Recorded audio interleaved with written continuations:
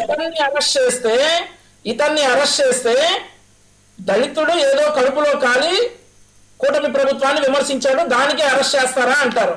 ఇతను అరెస్ట్ చేయరా అంటే మీరు ప్లే చేయగలిగితే చేయండి, మీ ఛానల్లో అతను పెట్టిన వ్యాఖ్యల్ని మీరు ప్లే చేయగలిగితే చేయండి.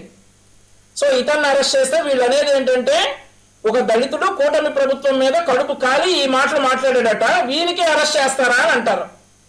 సో ఇట్లాంటి వ్యాఖ్యలు అనమాట.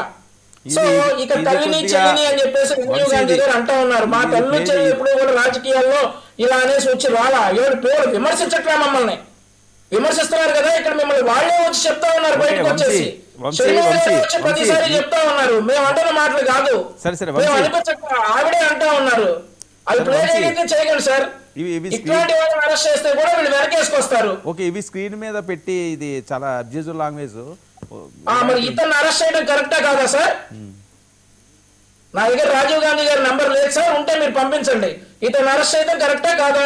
ఇతను అరెస్ట్ చేయడాన్ని వైఎస్ఆర్ కాంగ్రెస్ పార్టీ తీవ్రంగా ఖండిస్తుందంట. ఇతను అరెస్ట్ చేయడాన్ని ఎలా ఖండిస్తారు సార్? ఇది ఇట్లాంటి వాళ్ళనే సార్, ఇట్లాంటి వాళ్ళని అరెస్ట్ చేస్తా ఉంది, ఇట్లాంటి వాళ్ళ మీద కేసులు బుక్ చేస్తా ఉంది. అంతేగాని ఈ రోజు రాజీవ్ గాంధీ గారు చెప్పారు గిరిజన ప్రాంతంలో ఎక్కడో కరెంటు పోయింది అనేసి, ఆయన ఆ మాట అన్నారని చెప్పేసి ఆయన మీద కేసు రిజిస్టర్ అవ్వలేదే.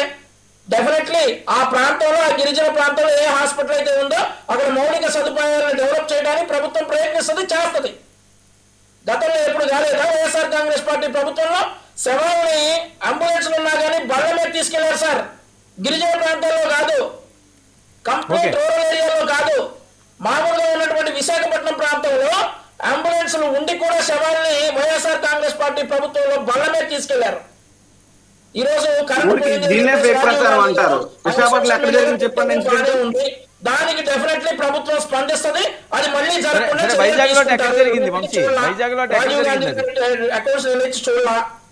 ఒకవేళ అది నిజమైతే డెఫినెట్లీ చర్యలు తీసుకుంటాం. అంటే రాజీవ్ గాంధీ గారి మీద కేసులు రిజిస్టర్ చేయం. మీరు ఎన్ని చేసుకున్నా ఏం చేసినా మీ ఉడత ఊపులకైతే భయపడరట, నిప్పు కణికిలా వెంటాడతారట. సార్ ఈ కబుర్లన్నీ చెప్పడానికి బాగానే ఉంటాయి సార్, 175 175 దాకా ఉంటాయి ఈ కబుర్లన్నీ వినటానికి. నిప్పు కణికలు అవన్నీ ఏంది సార్, ఎందుకు సార్ ఈ కబుర్లన్నీ? ప్రభుత్వానికి సహకరించండి, సహకరించకపోతే విష ప్రచారాలు చేయకుండా ఉండండి, అదే మేము కోరుకుంటా ఉంది. మీరు ఒక సమస్యని ప్రభుత్వం దృష్టికి విధానపరంగా తీసుకొస్తే దాన్ని డెఫినెట్లీ సాల్వ్ చేస్తాం, అంతేగాని విష ప్రచారాలు చేస్తే తాట తీస్తాం, నో డౌట్ ఇందులో. ఓకే ఓకే వంశీ, ఇందాక రాయపాటి అరుణ ఆమె మాట్లాడిన మాటలు, ఆవిడ చూపించిన పోస్టులు, సరే వైఎస్ఆర్సీపీ హయాంలో ఉన్నప్పుడు, వైఎస్ఆర్సీపీ అధికారంలో ఉన్నప్పుడు సరే వాళ్ళు చేశారు, మా వల్ల కాలేదు, మేము వాళ్ళతో ఫైట్ చేయలేకపోయాము, వాళ్ళు కావాలని అక్రమ కేసులు పెడుతున్నారు, మమ్మల్ని ఇబ్బందులు పెడుతున్నారని చాలాసార్లు మాట్లాడుకున్న సందర్భాలు ఉన్నాయి. ఏడాదిన్నర అయ్యింది, ఇప్పుడు కూడా ఇంకా పోస్టులు వస్తున్నాయట. అప్పుడు కంప్లైంట్ ఇచ్చినా సరే పట్టించుకునే నాదుడే కరువు అయ్యాడట. ఏం మెసేజ్ వెళ్తుంది? అవును సార్, నిజంగా బాధాకరం. మా దృష్టికి అయితే మరి రాయపాటి అరుణ గారు వాళ్ళ పార్టీ దృష్టికి తీసుకొచ్చారన్నారు, కానీ వాళ్ళ లీగల్ టీం ఎంతవరకు దాని మీద వర్కౌట్ చేసిందో ఒకసారి దాని మీద కూడా ఒక ఇన్ఫర్మేషన్ తెచ్చుకోవాలి. డెఫినెట్లీ ఆ అకౌంట్ హోల్డర్ ఎవరైతే ఉన్నారో అతను శిక్షించాల్సిన అవసరం అయితే ఉంది.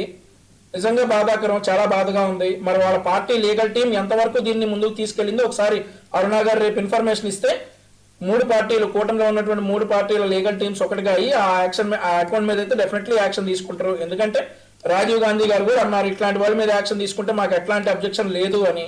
మరి నేను ఇందాక మీకు పెట్టినటువంటి స్క్రీన్ షాట్ కూడా ఒకసారి రాజీవ్ గాంధీ గారికి పంపండి. అలాంటి వారి మీద మాత్రమే యాక్షన్ తీసుకోవడం జరుగుతుంది, అలాంటి వారి మీద మాత్రమే జరుగుతుంది.